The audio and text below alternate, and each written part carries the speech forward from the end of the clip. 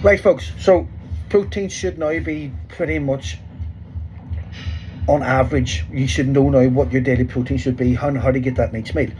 So what we want to focus now is total overall calories. Now, when we look at calories, this is tough. This is hard.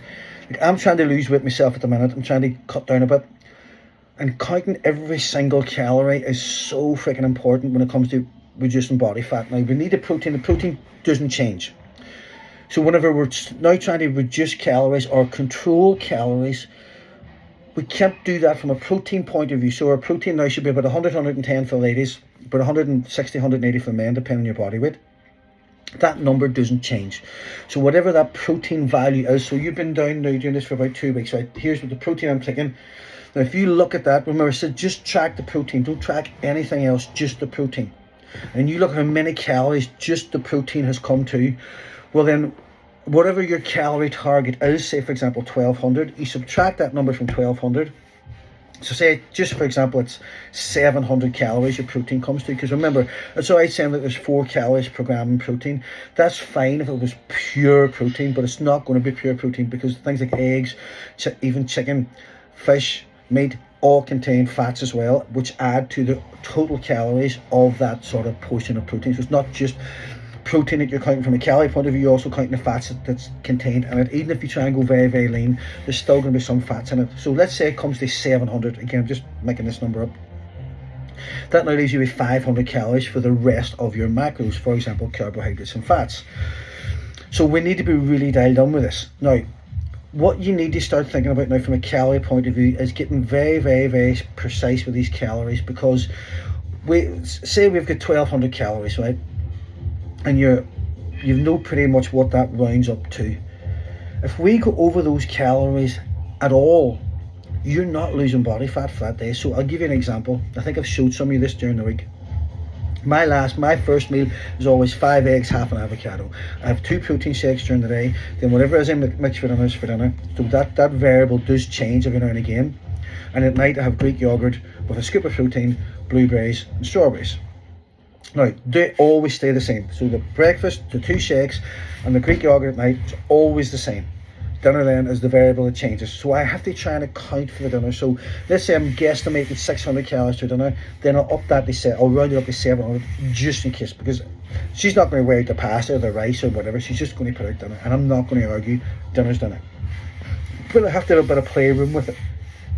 Now, I'll give you an example. So I put out the yogurt then at 8:30 at night. That's my last meal. Have dinner, get home at 7, half 7. Have dinner, put Lily to bed, and I sit down then, bit of Greek yogurt, strawberries, blueberries, protein, whatever. And if I weigh it out, I need about 125 grams of Greek yogurt. It's about 2 tablespoonfuls. Now if I get over generous with those tablespoonfuls because I'm tired, I'm not really paying attention, I'm just scooping the fucking thing out, adding in the protein, mix it up. So if I do that, which I have done a few times, I just thought, you know what, I must weigh that just to see. I've actually nearly put in double the amount, near enough double the amount. That's an extra 300 calories, right? Now let's say my dinner has gone over slightly. I've only got a 500 calorie deficit. I don't lose weight that day. That's it. That's my calorie deficit gone. Remember, your app will allow you a 500 calorie deficit, which means if we have a 500 calorie deficit for 7 days, then we'll burn 1 pound a week. 1 pound of fat is 3,500 calories. So we need to create a calorie deficit of 500 to lose 1 pound. That's some energy restriction. Now remember, we've also got energy expenditure, which is exercise, which hopefully we're burning another pound or 2 with that. But still, from the controllable factors that you've got from the food that you're consuming, we need to have this 500 calorie deficit. Now, again, that's 7 days a week. Now, if you're someone who has a wee bit more indulgent at the weekend, there has to be extra restriction at the week during Monday to Friday. So we're dropping to about 1,000, right? Once you go over that, remember, you only get a 500 calorie deficit. Now, if you're not even in that 500 calorie because you haven't tracked absolutely everything, you're going over maybe, like, even a banana is what, nearly 200 calories, right? So there's half of that deficit gone. So if you're not really on point watching those, you're kind of screwed. Do you know what I mean? Even if you think, like one of the examples I showed it during the week, let's say I forgot about I'm thinking I want a wee bit extra protein. I missed one of my shakes today, and I added a wee bit more protein in that with Greek yogurt. That's up in those calories. Protein is still calories, right?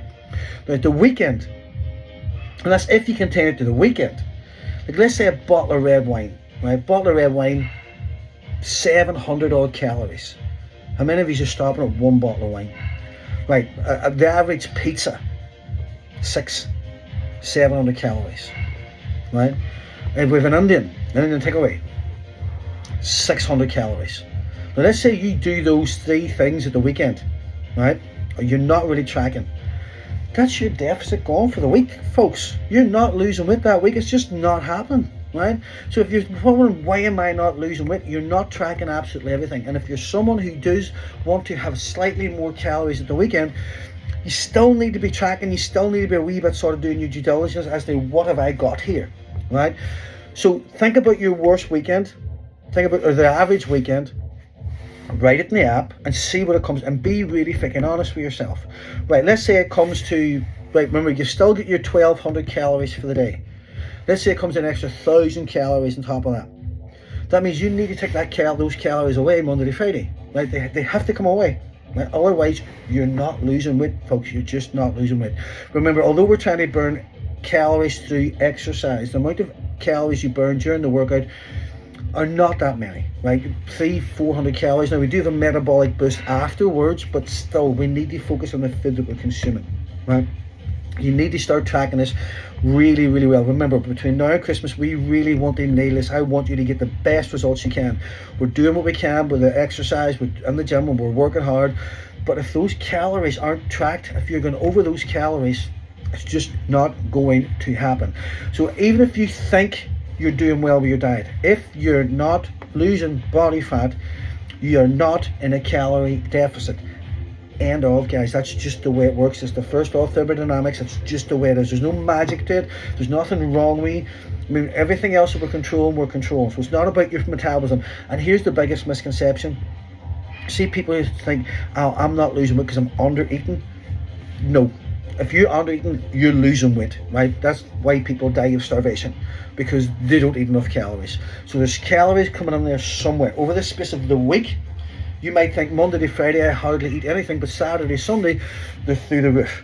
Remember, one meal is enough to take you over your calories. One snack that you're not paying attention to is enough to take you over your calories. So if you're not tracking absolutely everything, you need to be really starting to think, right, so my protein's on point, I've got that variable never changes. Right, let's start working on these calories now. So you need to start thinking about those.